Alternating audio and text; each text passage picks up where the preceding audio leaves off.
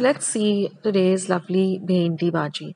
Now here I've washed the bhendi really well by soaking it first in some water to which I've added some salt for 15 minutes and then thoroughly dried each and every okra or bhendi with a very dry kitchen napkin. This is very, very important. So otherwise you get, I mean, it should be completely dry so you don't get that stringy effect of the bhaji. Now I'm going to cut off both ends, that is the both ear tips, and it's very important to check whether there are any worms or there's any dirt in the bhendi. It should be completely very clean and clear. So that's a very important step. So as you cut off the tips of each of the bhendis, and while you're cutting the bhendis, also keep an eye for this. After cutting off the edges, first I do that, I cut off all the edges and then I just hold a bunch of them together, and then using a serrated knife I try to cut them very, very fine. So I'll show you a closer look, because the thinner the slices are, they cook really well and you get that lovely crispy and crunchy bhendi bhaji, which generally everyone likes to have, rather than the sticky and gooey one. So cut them into these very, very fine, half an inch thickness, of the bhendi. Now, if you're a beginner and you just can't hold all of them together, it's okay if you cut each okra or bhendi separately, but try to cut them really, really fine. And mind your fingers, so just keep a gap as you're cutting. Now, when you cut, when you wash the bhendis really well and dry them really well, you'll see that you don't get these, generally when you cut bhendi, you get this, stringy kind of a consistency. But when you cut them, I mean, dry them up really well, then you don't. So that's a very important step too. So now that we've prepped up the bhendi, let's start with the recipe. So here I've heated about 2 tablespoons of oil. Now you do require a little extra oil for this bhaji to get it really nice and crispy. Now once my oil is nice and hot, I'm going to add half a teaspoon of mustard seeds, also called mori or rye. Let the mustard seeds really splutter. Then I'm going to add half a teaspoon of cumin seeds or jeera. This is generally what I add for most of my veggies. Then I'm going to add half a teaspoon of hinga or asafoetida and half a teaspoon of haldi powder or turmeric powder. Now this is amsula. I'm going to add that, which is also called kokum. Now what this does is it doesn't the stringy effect of the bhendi completely goes away when you add this amsula, because it's a kind of a souring agent, and it also elevates the taste of this dish. Now I'm going to add the very thinly sliced okra or bhendi, and I'm going to really fry it very well in this oil. That's why we've used a little extra oil. Now one more tip over here is, don't cover the vessel or the pot when you're cooking bhendi or okra. You have to cook it without a lid. So I'm going to cook it on a low to medium heat, and I'm going to continuously, stir in between. So let it cook, and then just, the ones that are getting fried at the bottom, just bring them up on the top. And we want this to be nice and crunchy. So each and every, slice of bhendi should be fried very, very well. So this does take a little longer time than normal veggies. It takes about 10 to 15 minutes, but this is what we're looking for. The entire color, it changes from a light green color to a dark green color, and each and every slice is nice and fried. Now I'm just going to add some salt to taste. Then I'm going to add some chili powder. So I'm adding about half a teaspoon of chili powder, but you can add according to taste, salt also according to taste. Now I'm going to add half a teaspoon of roasted cumin powder. And I'm going to add a tablespoon of roasted coriander powder. Now I'll leave the link of how do I prepare my roasted powders at home. And then let it fry really, really well. And that's it, friends. This lovely crispy okra is ready, and I love to serve this with dal and rice. It tastes amazing. So do give this recipe a try. So friends, let's see this delicious and healthy recipe of gheodachi bhaji. Now I'm going to show you how to clean it. So you have to take off the tips as I'll show you, and you will see this string kind of thing coming off. So do that at both ends. So don't wash the gouda first. First we're going to clean it. Now just pop it open like this, like you would with a green pea or matar. Check the beans inside. If they are soft or if they look rotten, then just get rid of them. And then just tear the, with your fingers, just tear the gouda into these small pieces like this. Now you may encounter strings, more than once. So that's why it's preferable to do it by hand rather than using the knife. So do get rid of the strings, do otherwise, when you're eating the vegetable, it will really create havoc. So check for the inside that the beans are good inside. And yes, friends, you do encounter a little bit of, you know, uh, vegetable worms inside. So get rid of those also. I'll show you after, when I finish cleaning, I'll just show you what you should not be using and what you should get rid of. So then with your hands, just stir it because every time, you might get the string or you might not get the string.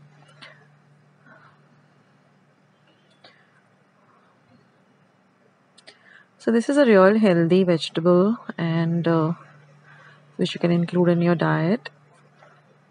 It has many health benefits like all green veggies do.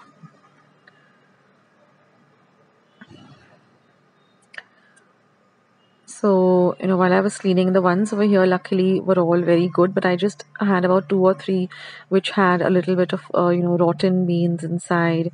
Some of them did have vegetable worms, about just one or two. So I had to throw those out, but I will show you what you should get rid of. So now I'll show you what, this is the end result. I've just cleaned it up. So now if you find something looking like this, which is rotten, which has a grayish or a brownish effect inside, but the beans are very soft and mushy, or they look, really old and dried up like this, or they have like a very soft, grayish texture, then get rid of that. Luckily, I had a good, the whole thing was nice, just a few of them. Now I've taken some water in a large bowl. I've added a little bit of salt to it, and I'm just going to add this vegetable to it, and I'm going to soak it for about 15 minutes. It's very, very important that you clean your veggies very, very well. Now, some vegetables you have to clean, soak them first and then clean them, and some you have to clean first and then soak them. So it all depends. But I have explained in all of my videos as to, what is the process. So let it soak for about 15 minutes in this water to which salt has been added. And then I'm going to just take a colander, which I've placed on top of a vessel. And I'm just going to drain all of this, or just lift it up like that and put it over there. And again, I'm going to run it through some running water, that is through the colander itself, through my running water in my wash basin of my kitchen, or my kitchen sink rather. Again, I'm going to rinse it really, really well. So this is how you prep your gouda, and the recipe is very simple. So once you finish prepping, you can always do this a day ahead also. So now I've just heated up a pan on a low flame. To that I'm going to add about 1 tablespoon of oil. Now once the oil is nice and hot, we're going to add our other ingredients, our 40 or tadka ingredients, which is half a teaspoon of mustard seeds or mohri or rye. Let them splutter well. When they begin to splutter, you're going to add half a teaspoon of cumin seeds or jeera. Next, I'm going to add half a teaspoon of asafoetida or hinga and half a teaspoon of turmeric or haldi powder. So for those of you watching most of my recipes, you know that the simple vegetables, especially the Maharashtrian way of making it, just requires these few ingredients for the foodni. So now mix everything really well in the oil, and you're going to add your cleaned up gouda to it, or flat beans, and you're going to mix everything really, really well together.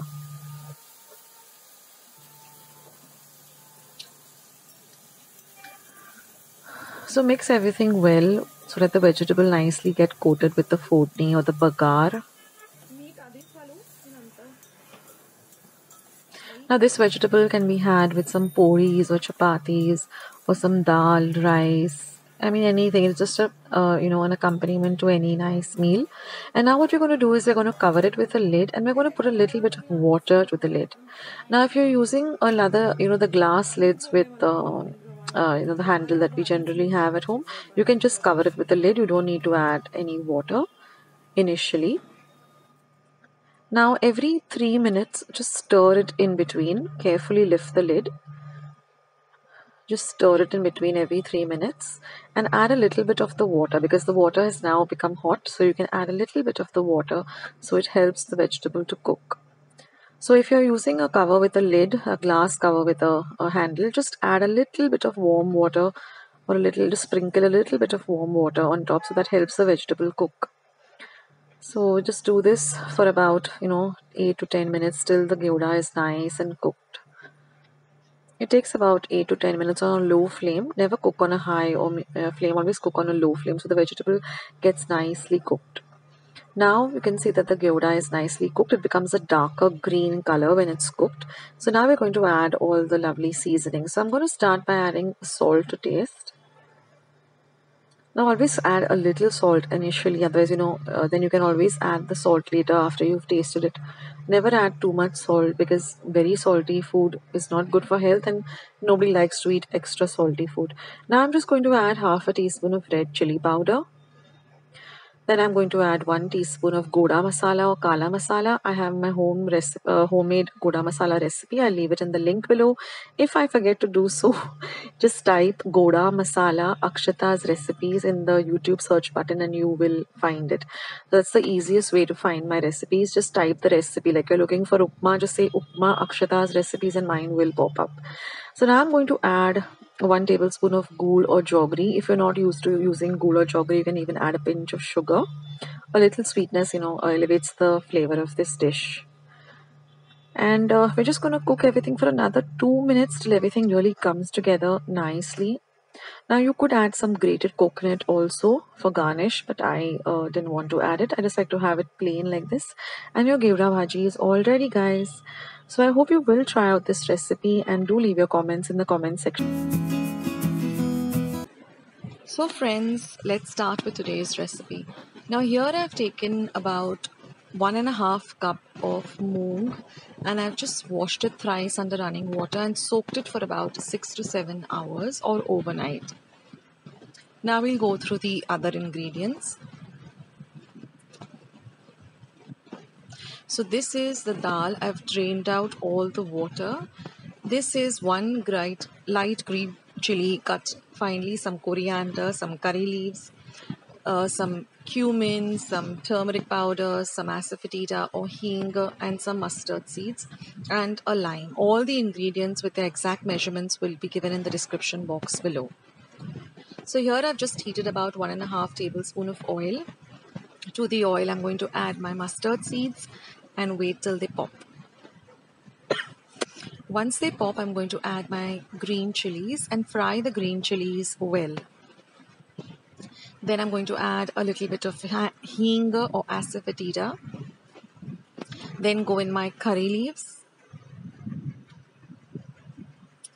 Let the curry leaves also fry a bit. Then I'm going to add my turmeric powder or haldi powder.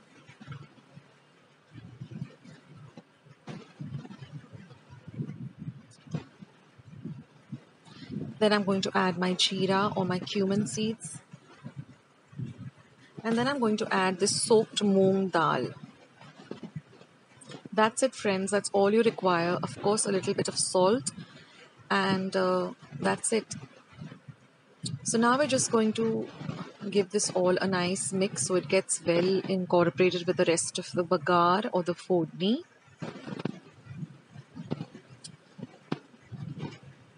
Now this recipe was shared by my very close friend Pavitra Sargaonkar, and this is my daughter Ira's favorite. She loves to eat this. It's so easy to prepare, it gets ready quickly, and it's really very delicious. Now I'm going to add some salt to taste.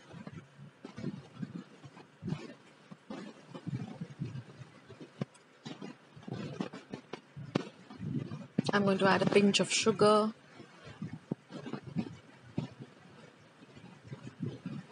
Now we're going to mix everything very well.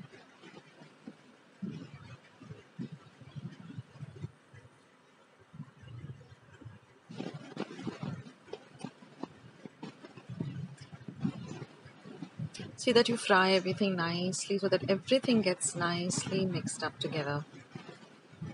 And now we're just going to add a little bit of water, because we want to cook the dal a bit. So just enough water to cover up the dal. So if you're taking 1.5 cup of moong dal, then about 2 cups of water should suffice. And now let this cook on a low to medium flame. And we're going to let all the water evaporate. So first let it come to a boil. And then we're just going to cover and cook it and stirring in between just to check. And we want all the water to evaporate. That's when our moong dal bhaji is all ready to eat. Now I also have a recipe for moong dal bhaji. I will leave a link below. And that's it, friends. Our water has all evaporated. Our vegetable is ready. And we just have to add a squeeze of lime and some fresh coriander. So add in the coriander, mix it in well, then turn off your gas and add your lemon juice. This goes very well with some nice hot chapatis or puris. So that's it, and I'm going to add my lemon juice. Now one tip over here, if you're squeezing the lemon directly, always squeeze the lemon juice into a spoon. That way if there are any lemon seeds or lemon pips, you can pick them out and you don't have to search for them in the vegetable. And then just mix and your dish is all ready to serve.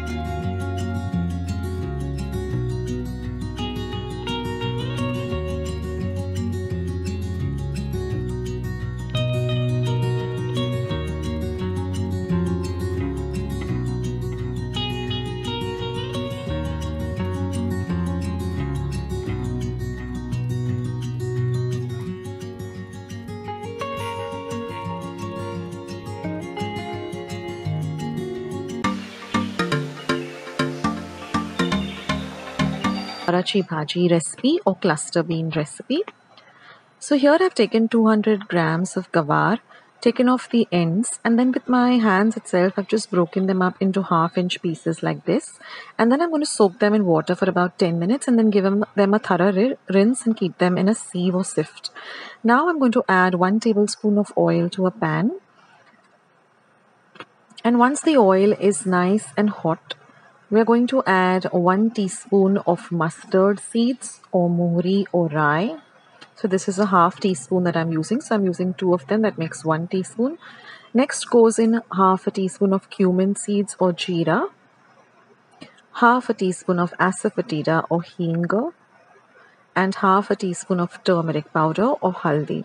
So this recipe doesn't have any kind of, no onions, no ginger, no garlic, no green chilies, just a very simple recipe. And now I'm going to add the gavar, which I rinsed really well and kept it in a sieve for about 5 minutes. Now watch the video till the end because I'll give you a little bit of tips on how to buy gavar when you're buying this cluster beans. Now mix the gavar really well with the oil and all the ingredients so that it flavors the gavar really nicely. And now this vegetable is enough for 4 people. If you want more, then you can double all the ingredients. And now we're going to add salt to taste. Now the reason I'm adding salt right now is because it helps to cook the gavar to the right consistency. And it even flavors the gavar really well. So we add we add salt at this point, not at the end. Like in some vegetables, when we're cooking them, we add salt later on, but for gavar, we add it first. And now I'm just going to put a plate on top of it, and I'm going to add some water to the plate. And our flame is going to be on low. And we're going to keep this for about 5 minutes without stirring. After 5 minutes, you will see that there are some bubbles on top of the lid. Now what you're going to do is you're going to lift up the lid extremely carefully, and you're going to put in about half of the water from the lid into the gavar and mix it well. So this will cook the gavar really, really well, and it won't be rough, and it won't be tough on to eat. It'll get cooked really nicely. And now we're going to keep this again for about another 2 to 3 minutes, and all of the water has evaporated. And now we're just going to season it with some other few ingredients. So now I'm going to add a little bit of a few ingredients. I'll just take you through them. So first goes in 1 teaspoon of red chili powder.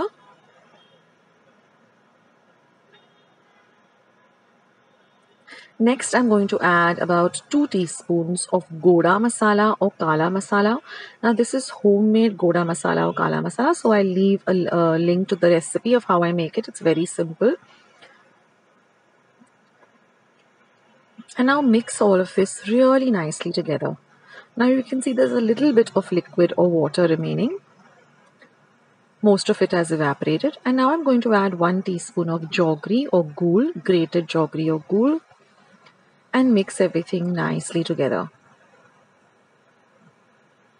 And now we're just going to cover it and keep it for just about 1 minute. And that's it, guys. Now all you have to do is just add some lovely fresh grated coconut, about a teaspoon or so, and mix it in well. And the coconut is also optional. If you don't want to add the coconut, you can leave it out. And now mix everything well together, and your gavar bhaji is all ready. This is one of my favorite vegetables. A really easy recipe. Now for my homemade goda masala, which I make and I store and it lasts me for about 4 to 5 months. I'll leave the recipe down in the description box. It's very simple and it gets ready also pretty quickly. Now when you're choosing your cluster beans or your gavar, there are certain things that you need to keep in mind. First of all, they should be very light green in color, not a very dark green in color. Also, they should be very firm when you touch them. They shouldn't be soft. They shouldn't have gone, discolored, have any blackish tinge in them. But they should look nice and firm. And, sometimes if the vendor allows you, the vegetable vendor, you can take one of them and just, break them. And you should get that click sound. It should not be a soft sound. So these are the things you need to keep in mind. That, go for the more lighter green color gavar. They should be nice and firm. They should not look soft. They should not have any blackish tinge in them. And those are the key points you need to keep in mind when you're buying gavar. So that's it for today's video. I'll join you in my next video sooner than you think. This is Akshata signing off. Take care, guys. Bye.